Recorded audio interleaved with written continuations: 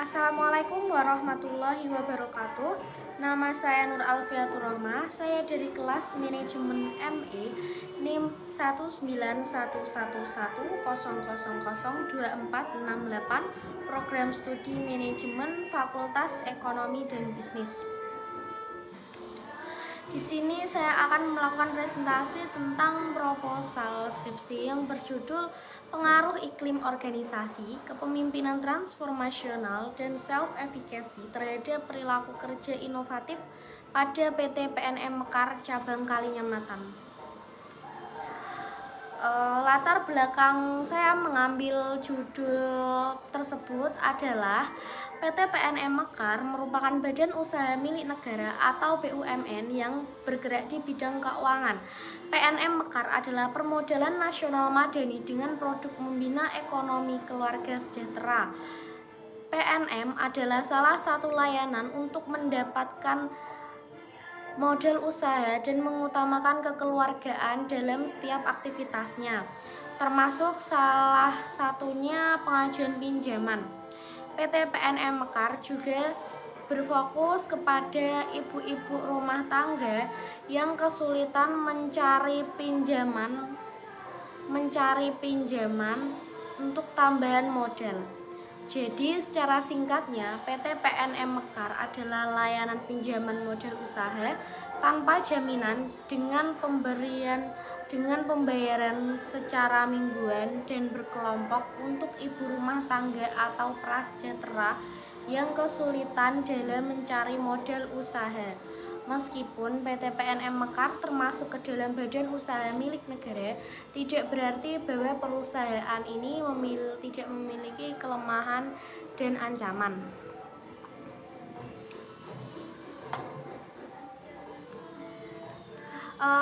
PT PNM Mekar melakukan analisis SWOT, Strength, Weakness, Opportunity, dan Threat. Analisis yang digunakan untuk pemecahan ini adalah analisis weakness dan analisis threat. Nah, di sini ada tabel pencapaian NOA se-region Pati 1 Kalinyamatan sendiri termasuk ke dalam area Jepara 5 dan menduduki posisi keempat dalam pencapaian NOA. Masih sangat jauh sekali dari target per bulannya. Target per bulannya yaitu harus net 150 NOA per bulan. Sedangkan yang baru tercapai hanya ada 21, masih kalah jauh dari targetnya. Nah, apa sih penyebabnya? Kenapa bisa sangat jauh sekali dari target? Apa terkendala karyawannya atau kendala inovasi dari perusahaan itu sendiri? Akan kita bahas selanjutnya. Analisis selanjutnya yaitu analisis weakness yang digunakan untuk pemecahan solusinya. Weakness merupakan suatu keterbatasan yang akan menghambat perusahaan untuk berkembang dan untuk mencapai tujuannya. Faktor-faktor yang menjadi kelemahan PT PNM Mekar Cabang Kalinyamatan adalah yang pertama, kurangnya promosi atau sosialisasi sehingga kurang dikenal masyarakat luas di daerah Kalinyamatan. Hal ini menyebabkan berkurangnya pengetahuan dari masyarakat terhadap pinjaman dari PT PNM Mekar Cabang Kalinyamatan yang akan berdampak terhadap menurunnya jumlah nasabah yang bergabung dan merugikan bagi perusahaan itu sendiri. Perilaku inovatif sangat dibutuhkan di mana karyawan dapat memunculkan suatu inovasi yang baru untuk dapat lebih mempromosikan pinjamannya PT PNM Mekar Cabang Kalinyamatan. Masalah yang kedua yaitu kecenderungan hanya berfokus pada nasabah baru atau biasa disebut di sini yaitu new NOA dan masih minim dalam kunjungan nasabah-nasabah yang lunas pinjaman atau drop out. atau istilahnya nasabahnya itu sudah lunas dan sudah tidak ambil pinjaman lagi di Mekar.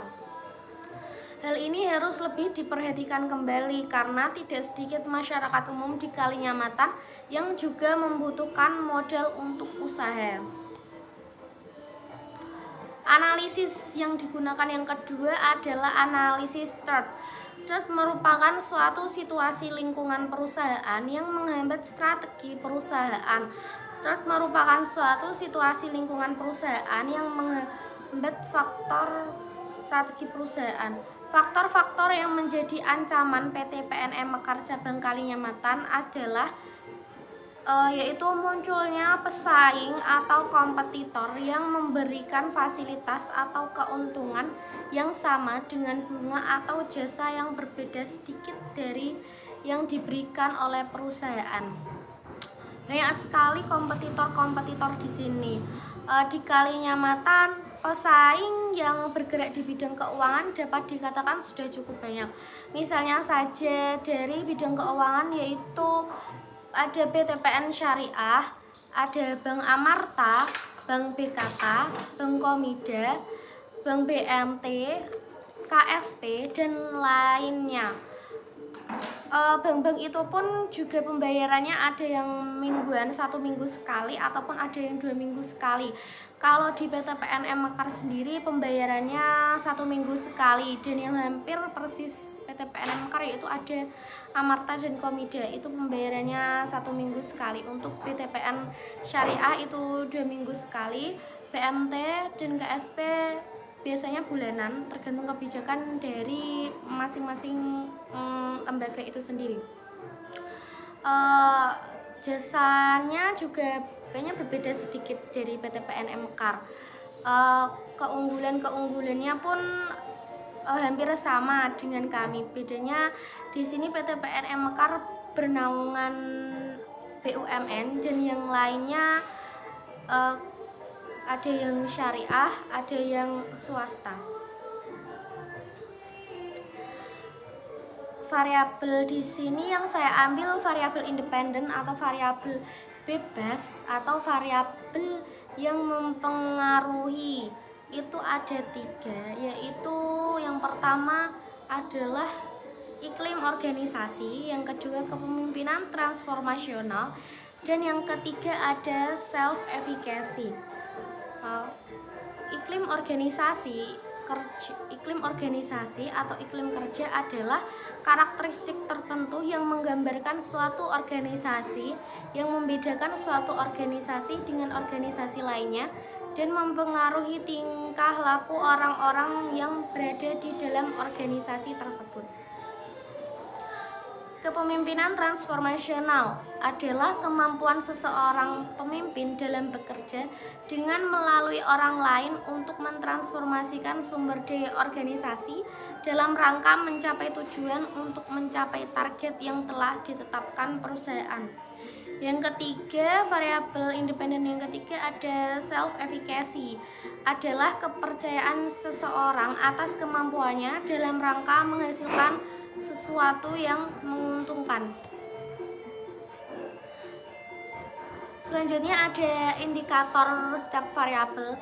Indikator iklim organisasi. Di sini ada 6. Yang pertama ada struktur, berkaitan dengan bagaimana karyawan diberi penjelasan dan pengertian terhadap tugas-tugas yang harus dikerjakan di tempat karyawan tersebut bekerja.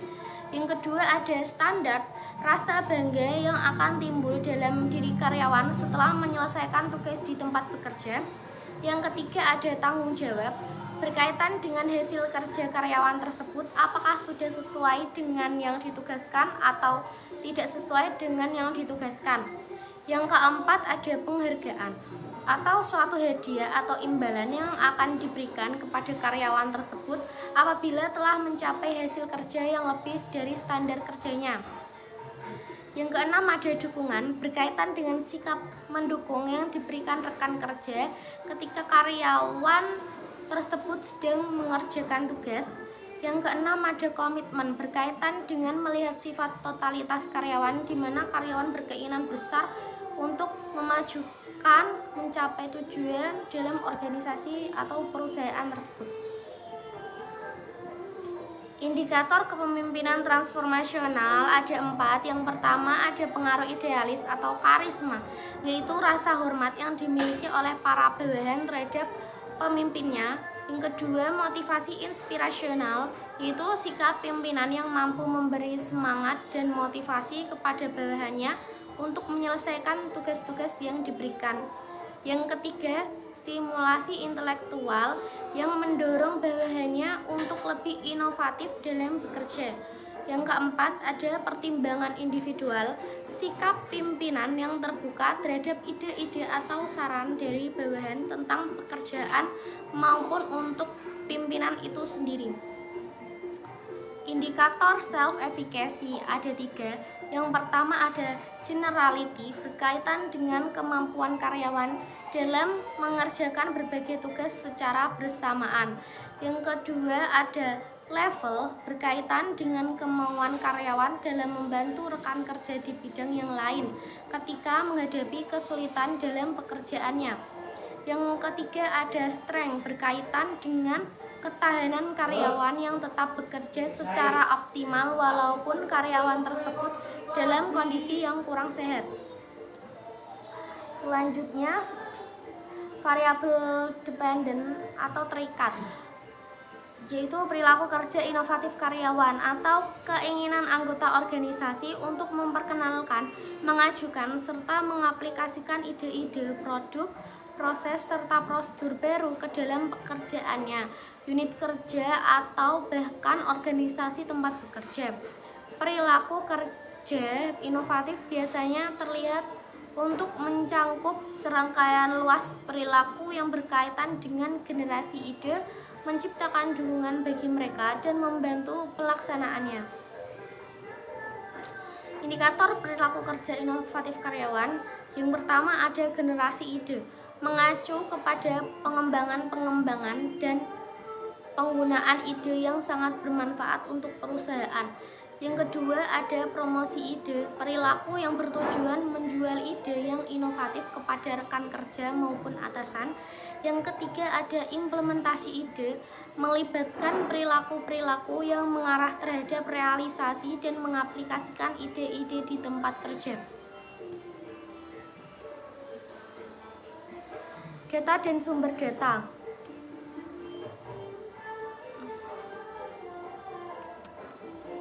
Objek atau subjek yang mempunyai kualitas dan karakteristik tertentu yang ditetapkan oleh peneliti untuk dipelajari dan kemudian ditarik kesimpulannya. Itu merupakan pengertian dari populasi. Dalam penelitian ini yang menjadi objek penelitian adalah seluruh karyawan PT PNM Mekarta Bengkali Nyamatan yang totalnya ada 49 karyawan. Karena populasi PT PNM Mekarta Bengkali Nyamat sedikit, kurang dari 100, maka sampel yang diambil adalah semua data dari populasi, yaitu tadi 49 karyawan. Data yang digunakan dalam penelitian ini adalah data kuantitatif. Data kuantitatif adalah jenis data yang dapat diukur atau dihitung secara langsung, yang berupa informasi atau penjelasan yang dinyatakan dengan bilangan angka. Sekian presentasi dari saya, kurang lebihnya mohon maaf. Assalamualaikum warahmatullahi wabarakatuh.